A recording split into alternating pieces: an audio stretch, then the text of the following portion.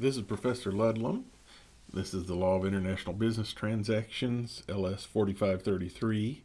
Today we're looking at Chapter 18, Takings and National Controls.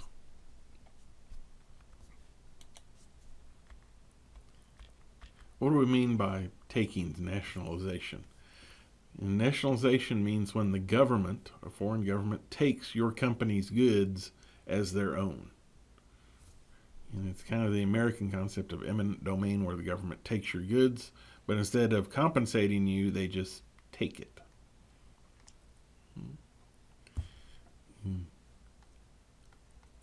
Give you some examples here.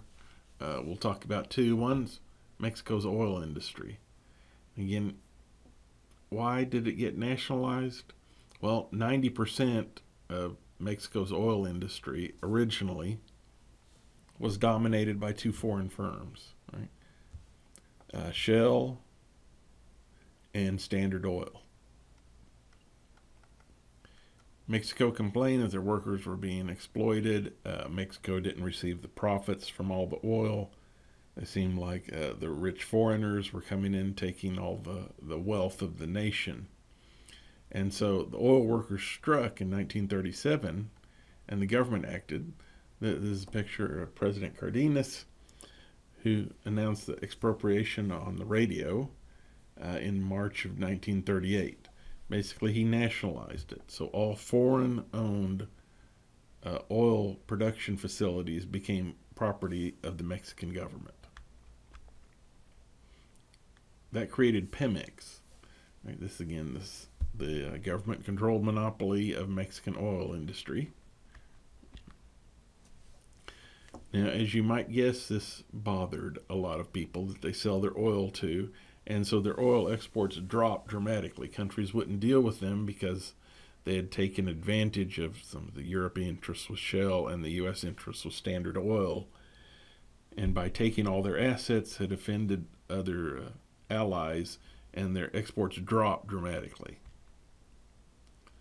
But again, what was going on in the world? Again, we're talking about the precursors to World War II, all the military buildup. Everyone needed oil, and so some countries were buying it. And finally, the U.S. and Britain had to give way, and finally, even though they'd just been nationalized and all their assets taken by the Mexican government, had to buy oil from Mexico to financially survive in World War II. What's interesting is after 7 decades of problems, Mexico's now letting foreign oil companies own and operate businesses within the Mexican border. Why is that? Well, what's happened to Mexico's economy in the last 70 years? It's been decimated, not by invasion, but by really a lack of investment. Why is there a lack of investment? All the foreign companies looked at that and said, well, foreign oil companies had invested millions and millions and millions, and their government just flat took it. So I'm not going to invest anything in Mexico that I really expect to get back, because I'm afraid Mexico's government might take it. That's the fear that you have with nationalization.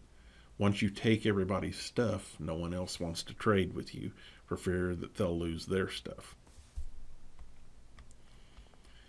We did the same thing with Cuba. Again, very close to Florida, so naturally being a neighbor, high trade between the U.S. and Cuba, and historically we did. In the 1950s, 3/4 of all the things Cuba sold, it sold to America. 3/4 of all the things Cuba bought, it bought from America. So we were by far their biggest trading partner. Again, in the 50s, Cuba was relatively prosperous. Everything was working. And in fact, Cuba was a heavy tourist destination for Americans because it was where all the big casinos were located. Not in Las Vegas. They were all located in Havana, Cuba. And we've had, again, I know you don't read history, but we've had several movies that talk about the Havana, Cuba casinos and the various things that went on there during the 50s. What happened? Well, Castro came to power and immediately started nationalizing different industries. Right? Took all of AT&T's things, took all the huge farms owned by U.S. Sugar and several other businesses, nationalized the oil companies. Again, all this is within 12 months. Nationalized all U.S. businesses, all U.S. banks. And then what offended a lot of the rest of the world is went after every foreign investment, including things owned by the Catholic Church. And so that alienated people all over the world. So what happened as a result? Catastrophic relations between America and Cuba. Literally on the brink of nuclear war several times. And of course, what's happened to Cuba since 1962? Again, this is a description of Cuba's economy. The public sector, or the government, is 80% of all jobs. So they have very little private industry that survived. The average worker makes $25 a month. Agriculture and mining is shambles. Tourism revenue is about the only money they have, and that's very volatile. They've been completely decimated because of the lack of investment. No one wants to trade with Cuba because everyone else who did lost 100% of their investment. And that's something that lasts for generations as far as a terrible effect on their economy. How do other countries deal with this rather than government taking? Again, you want to have some exercise of control over businesses within your borders. Short of just absolutely taking all foreign investment, one of the ways that you can have some control is joint venture. In other words, a requirement that any business operating within your borders must be at least partially owned by a local person. And again, make it a joint venture between, let's say, an American company and a Brazilian company operating in Brazil, or between a Chinese company and an American company operating in America, that kind of joint venture. Historically, it's always been scary because the minute you put in a restriction to say, local ownership has to be X%, what if you can't find an investor? What if you decide you want to spread Kentucky Fried Chicken throughout all of Brazil, and you've got to find somebody who's willing to invest to buy 40% of it because Brazil puts a 40% joint venture restriction on it? Well, if you can't find a foreign investor, or foreign from our point of view, a Brazilian investor that wants to invest in KFCs, that project isn't going very well. It's not going to go at all. In fact, just because the fact that you can't find a local joint venture partner means a lot of projects are going to get stopped. Now, in America, we have a committee that investigates any kind of foreign ownership of assets in America. CFIUS. CFIUS. Again, started in 1975. Again, a response to the oil crisis of the 70s. How does it work? Well, businesses apply saying, we're going to sell our assets to this foreign ownership. And the committee looks to things that it considers national security. Interestingly, it doesn't define national security, so it kind of gives it a broad base of whatever they deem necessary to investigate. And they review the transactions and they decide what to do. For example, this is a recent report, showed the last 22 years, they had notice of over 2,000 businesses that were being sold to foreigners. And it ultimately comes down to a presidential decision that the president has only denied it twice out of 2,000 instances. George Bush denied one business and Obama denied another business, in claiming national security for both of them. So realistically, 2 out of 2,000 doesn't sound like it's a very serious program. And in fact, Richard Pearl, when he wrote his autobiography talking about his life in politics, he said CFIUS was pretty much a joke. The committee almost never met, and when it did, it was at a very low bureaucratic level.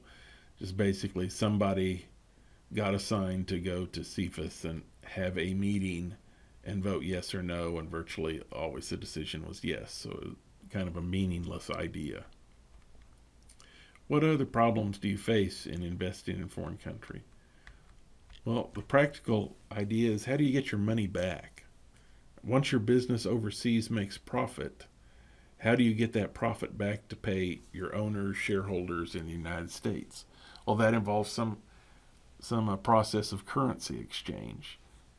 How do you exchange the foreign currency for currency that you can pay your stockholders in America?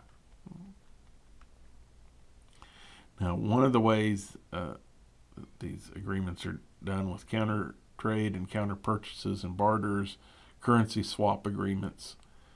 Well, let's say that you've decided you're going to set up a string of Kentucky Fried Chicken restaurants, again, to use that example from the previous chapter, and you're going to set them up in Russia. Your businesses in Russia make profits in Russian rubles.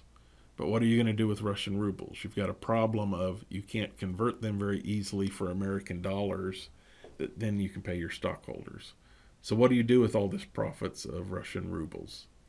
Well, you may make an agreement searching out other businesses that want to invest in Russia. And instead of saying, well, a business from Argentina wants to invest in Russia, instead of trading your Argentina money to Russia, how about you trade it with us? We'll give you Russian rubles.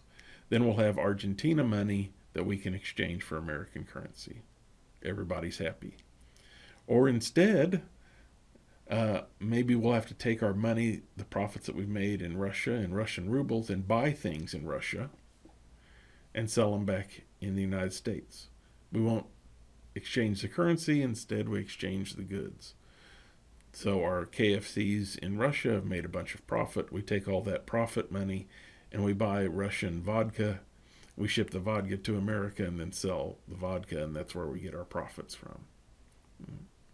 Again, all these are very complicated, very slow, but when you have a difficulty of exchanging the currencies, you've got to do something as far as a process to ensure you can return that money to the investors.